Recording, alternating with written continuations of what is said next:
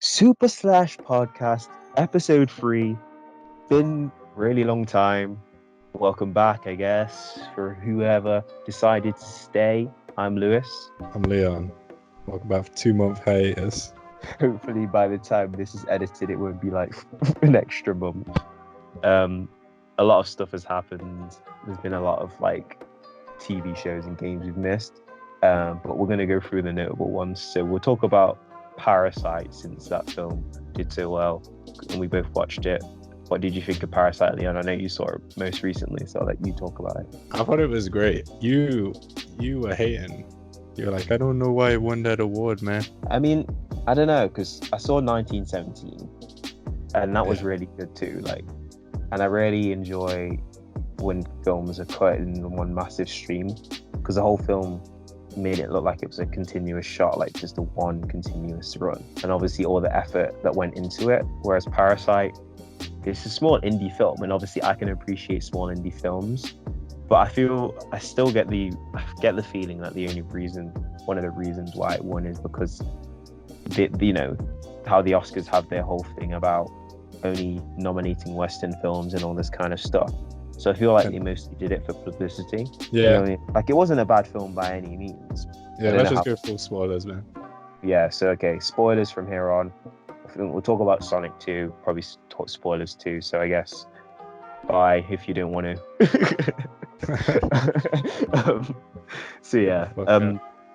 So what are your opinions on this film? Is like the ultimate unexpected movie. It starts off as a comedy, and halfway things take a turn for shit goes left about halfway through. Yeah, I mean, because I was thinking it gave me like one of those American comedies from 2005 kind of vibes. Where it's like hee we're gradually calling them, and then it's gonna lead up to a funny moment where we're gonna have to hide in the closet and quickly swap out and be like, oh, I thought, you know what I mean, like one of those switcheroo kind of days. Yeah, it seemed like it was gonna be trash, but it ended up being just like a crazy. Like, the ending to me reminded me of Joker, to be honest, with the dad just completely snapping. So basically, I mean, obviously, spoilers. People. It's about this family who essentially cons the rich family and tells them that they're experts in various fields, till eventually their entire family infiltrates the house, to the point where every family member of the poorer family has a job in this rich person's house. But basically, push comes to shove, and the dad kind of snaps because of this whole class thing. Because the rich guy from the rich family, he sniffs him and tells him he smells, kind of thing. Like there's something about him smelling. So then the dad basically goes on a massacre. There's also this other guy in the basement as well. Yeah, if you didn't, if you just let them think that we're just like, yo, he told him he smells, and he went on a massacre. That's not quite what happened, but yeah. Yeah, what made him snap was the fact that he was like holding his daughter in his arms, like trying to get the blood, and they were just like, man, give me the keys for the car. It was more about that, but that was like the last straw. Yeah, it was more about they didn't care about whether their family lived or died. Yeah. Because obviously the wife was on the floor being attacked. His daughter was had been probably hit on a main artery, about to die, but they only picked up their daughter, was it? Yeah, the daughter dies. No, but the other, the one the guy fancies. Oh no, she got away. Yeah, she got away. Okay, but he never sees her again. Yeah. It's funny though, because they do get a whole arresting bit, don't they? Where they get arrested. Well, not arrested. They get put on probation somehow, even though there was a massive murder. You know what I mean? Yeah, and they're lucky to get away with it. Yeah, exactly. But I guess that's maybe because the mum kind of saved the family, I guess. But they were all kind of like dirty people anyway.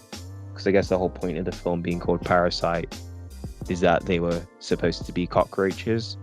I feel like the film should have been called Cockroaches, because at the beginning, he goes, I hate these smelly bugs, doesn't he? And he goes, oh, they hide under the house, kind of thing.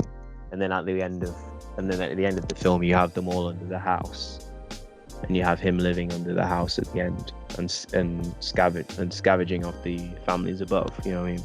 Oh yeah, at one point he's like, he gets really concerned that the driver. He'll be like, they're like, oh, he's gonna have a new job, right? Because they made him lose his job. And I Yeah, thought that's the sort of commentary they were going with, but it's never really expanded upon. It's just a passing thing. they don't care because they think that these people have privilege, but Yeah. they don't realize that everyone working for them is also poor too. You know what I mean? Because obviously the house, what's her name? The housekeeper, she essentially lost everything. She lost that Yeah. job because her husband lived under the house. They became the thing that they didn't like, but never even realized it. And then obviously shit goes wrong as a result of that. Essentially, yeah. And the rich family weren't actually that bad people, really. The question for most of the film was that, are they conning nice people? Because they kept going, oh, these are nice people. But then towards the end, you realize they're kind of not nice people because they only care for themselves. And then obviously they fetishize the poor people, with that scene where they're on the sofa, you know what I mean? And they're saying, oh, fuck me like one of those cocaine women. I was like, what the? Oh yeah, that was wild. I forgot that. That was messed up. So I guess, but yeah, it was a really good movie actually. My girlfriend, she was saying about how they should maybe divide Academy Awards up into genres rather than having a best, because Parasite and 1917 are barely comparable, and I kind of want them both to have won, because Yeah. 1917 was a very good movie, and so was They have Parasite. categories. I don't know about genres though. Yeah, they don't have best film genre. I don't think they only have actor genres, I believe. Maybe I'll have to look it up. I don't really watch the Academy Awards. Neither do I. It was like it won best original screenplay, I think, and best film altogether. It was very well written. Maybe the beginning half, not so much. It felt a bit.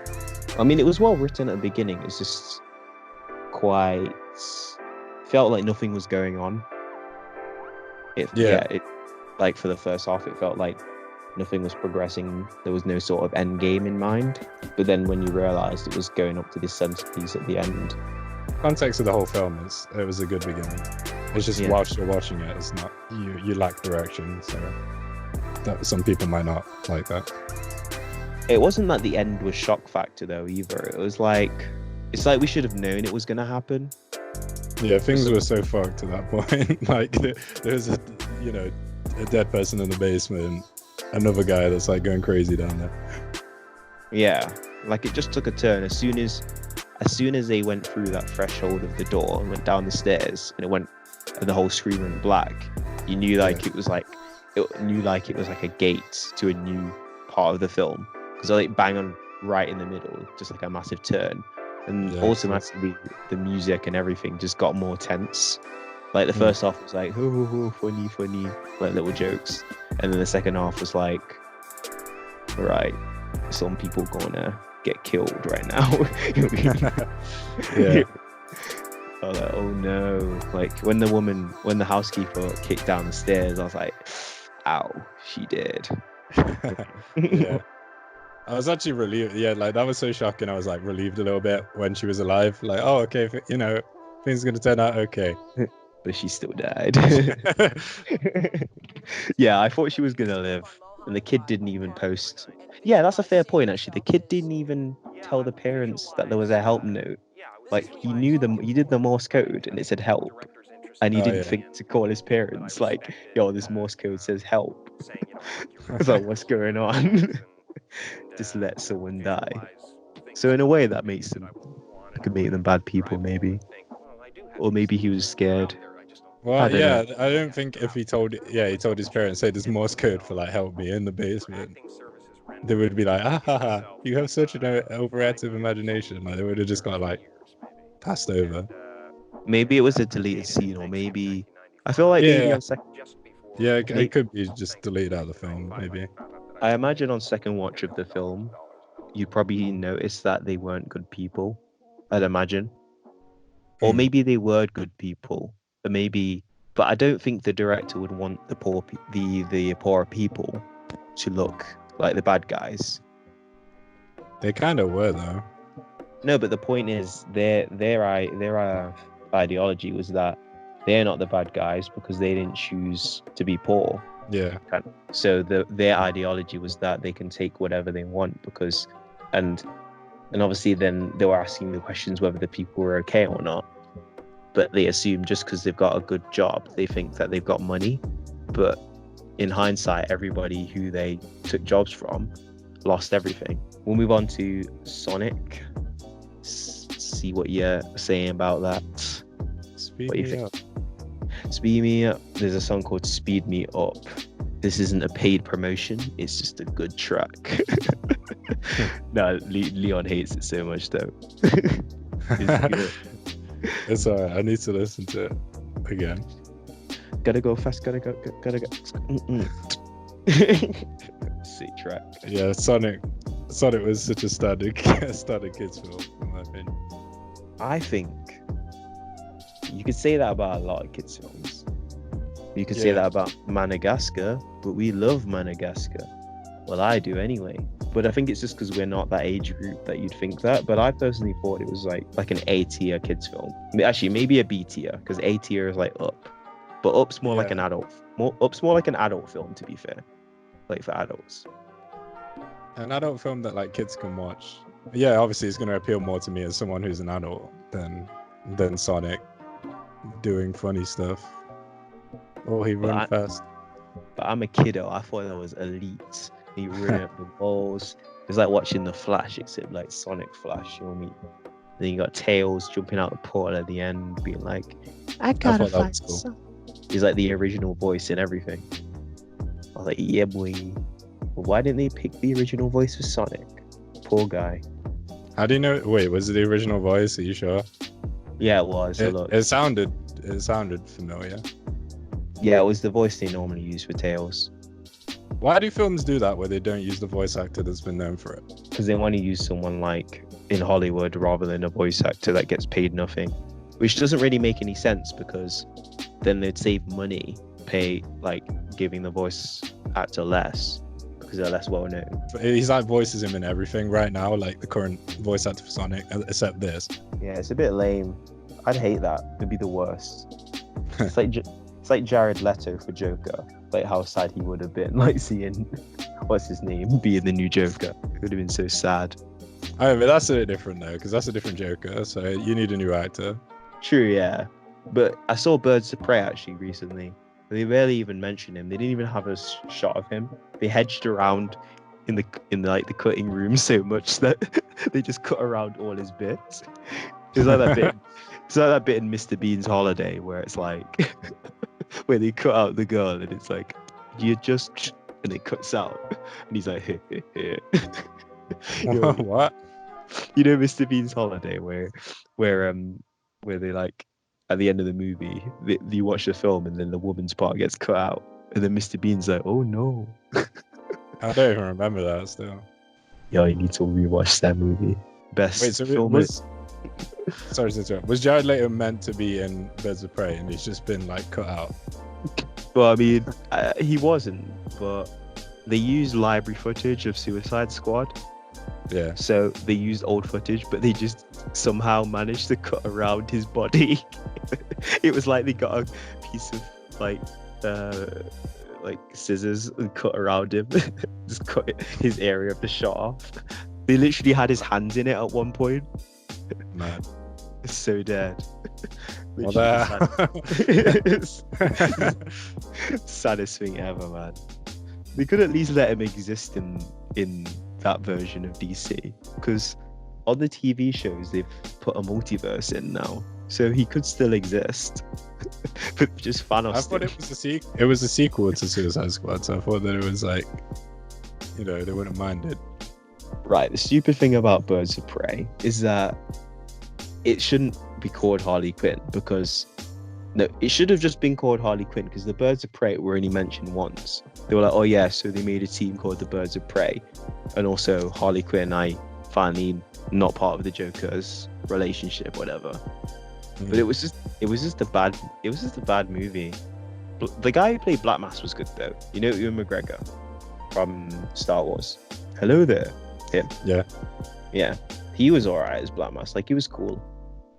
Like, the acting was good. It was just. I'll have to watch that next. Probably watch that this week. Don't do it, Leon. Yeah, wait for Suicide Squad too. Any more thoughts on Sonic before we close things out, I guess? Yeah, it was more of a Birds of Prey talk, to be fair. We'll have a little bit more of a talk on Sonic. So Jim Carrey was on point. Jim Carrey was joke. Did you like the bit when he's like, he goes to his sidekick. He goes, put yourself against the wall. And he like grabs him. He's like, choke yourself. It was good. It was good how they invented a character to be Robotnik's sidekick, and I hope that he does come back. Like, he was actually a good character. Like you said, it was a good children's film. I don't know, because I'm not a kid, I don't know if it will be a memorable kids film, but in my opinion, like, it was just good. It was like perfect nostalgia fuel as well, especially with him. Oh yeah, did you notice all the Knuckles at the start? Well, not Knuckles, but like. Oh wait, yeah. did you miss the start? Yeah, you missed the start, didn't you? Right? No, the only bit I missed was like the opening seconds, but then I saw the whole bit of him running around the island, so I saw it from there onwards. But yeah, I saw the Knuckleses. I was just like, what? And then now you have an owl in Sonic lore for some reason. Yeah, when I saw that, I was like, am I missing something? Is this original? Or... You could have had just like a daddy Sonic or something. Like a big dad Sonic with like a receding hairline or something. That would have been elite.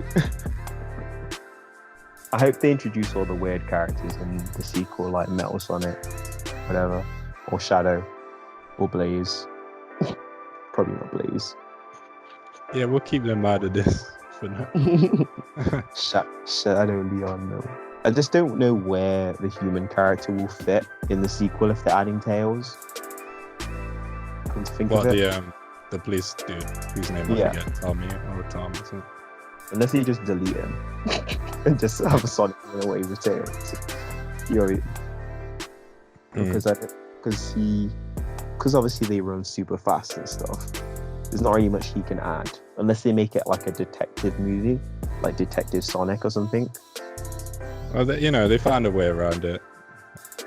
He was pretty much invincible for all the film until the very end, when Eggman gets the power. I loved the way Eggman was defeated though, just like in the games, he jumps on the head of the machine, bouncing on it. Did you like that, Leo? He hit the glass. I didn't even clock that, to be honest. No, that's a stretch, right? They didn't intentionally do that, did they? Of course he did. I was just like, I can't be leaving the cinema without Sonic bumping his head on the machine. And then I tell you what would have made the cherry on top of the perfect cake is if they played like the Sonic stage cleared theme, but like orchestrated when he like defeats Eggman. That would have been beautiful. That's what outdid him. Like, they did the little piano version of Green Hill Zone towards the end as well. That was pretty nice. Oh, tearing up a little bit. Do you think they'll do Sonic Colors live action? No, short answer. I'm gonna reach for the stars. Good song. Yeah, most of the film was the car trip. Did you clock that? I wondered why they were showing it that much in the trailer, and I was like, all right, it's like the majority of the film is them. Yeah, it's a road trip movie. Yeah, with one location, with two locations, I guess. They went to the car place and they had a bar fight, and then there was. And then New York, wherever it was, Miami. And then they got to San Francisco. Wow, I was way off. San Francisco. But then there were lots of fun comedy moments, like Sonic when he mentions Fast and Furious, and he's like, "It's all about family time." I was crying so much. The jokes were actually quite well landed though in that film, which is why I give it a high rating. Yeah, they were alright actually. I didn't laugh, but I still rate it. Like for In fact, kids. I did laugh when he was like, "Do you want a latte?" And he's like, "Of course, I love the way you make them." Yeah, Jim Carrey's gold, man. This is probably one of his top films. I haven't seen him in a film in a long time, but this is a good one. Like, it makes you want to watch The Mask all over again, or like Ace Ventura. Isn't it meant to be a new The Mask coming out? Is there? I could have just made that up. I don't know. Well, we can check it out next time because we're hitting our mark. We've gone over by a couple minutes. We don't Right. want people to tune out. But They already have. Don't worry. It's I just hope me. you- I hope you've tuned in. If you've tuned in, put the hashtag Choco Tune with another D on the end, and you will be in our prize draw to have your name mentioned on the next episode. Yeah, I just made up a competition. Only your YouTube name though. We'll just say you're a cool guy, and then we'll mention who you are. That's a good idea. Can we get that one comment? Also, by the way, your girlfriend's excluded from that because she will definitely comment. Oh yeah, my girlfriend's excluded. But other people, yes. Yeah, and also my mum as well if she listens to it. Stop it, mom. All right, end episode. Peace out. See you guys.